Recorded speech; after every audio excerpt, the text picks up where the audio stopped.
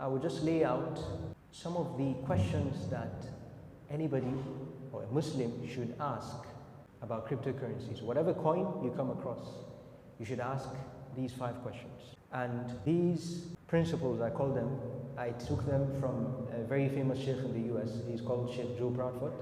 He's a graduate of Islamic University of Medina, and he has really researched this area properly. So number 1 is that the coin must be a store of value. If whatever you want to purchase, it's not clear that the value you exchange for it is really safe. It has to be a store of value, it has to be safe. You have to be sure that there are security protocols and that it actually runs on blockchain. There's a coin that was called OneCoin. They even came to Nigeria. But guess what? From the start till the day it collapsed, they never ran it on a blockchain. It was just something that a particular lady came up with, and every morning she can just change the value. Okay, it's worth $2 today, and she would say tomorrow it's worth $5. So you have to check and be sure that it's a store of value. Number 2, it is a medium of exchange. It's a coin, it's a currency. You have to be able to use it. The ability to use the coin is what makes it a currency to begin with. Now, if those who developed a cryptocurrency are telling you that you'll make more money by just holding it, then you should stay away from it. The whole point of the currency is for it to be used.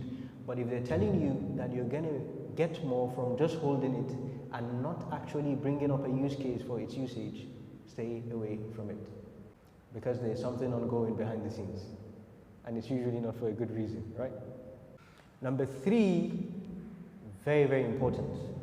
Transparency about the recourse. If it's decentralized like Bitcoin, you don't have anything to worry about, okay? But if it's the other currencies, the other cryptocurrencies, then it's centralized. So you have to check that, for example, this particular currency, there's a third party that has audited and made sure that this cryptocurrency is actually safe and it's built on a blockchain and so on. And all of these you can find usually in the websites and studying the white papers if you check. The reason why this is very important is a lot of people, what they do is something called a pump and dump, a rug pull. It happens in the stock market.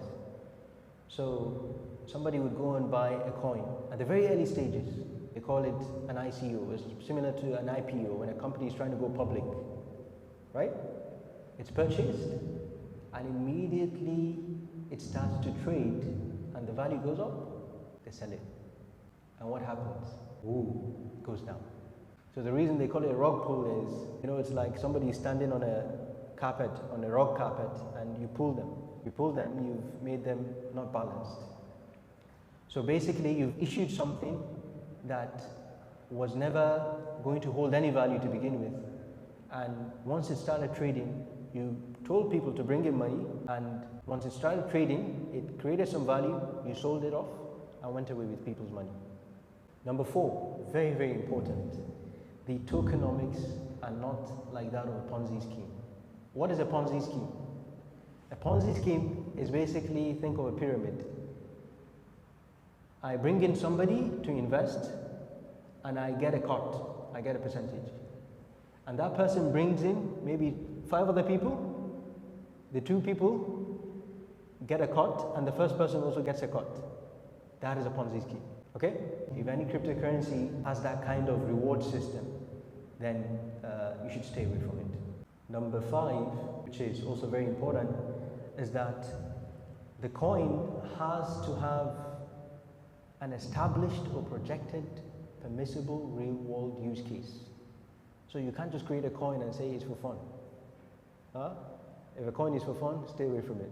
Because once it goes up, it's going to come down, it's going to get to 0. And you as a Muslim, you're not allowed, or we are not allowed to take part in that. Now, the reason why I mentioned these 5 things is because once a scholar says cryptocurrencies are permissible, there are currencies that, for example, are used in the gambling industry. Is that permissible for a Muslim? No. There are coins that are used in the wine industry. It's not permissible for a Muslim. And whatever trade you're doing, you pay for something, you get it on the spot. No leverage, no futures trading, on the spot. Yedin biyad, right? You give immediately and you also get back immediately.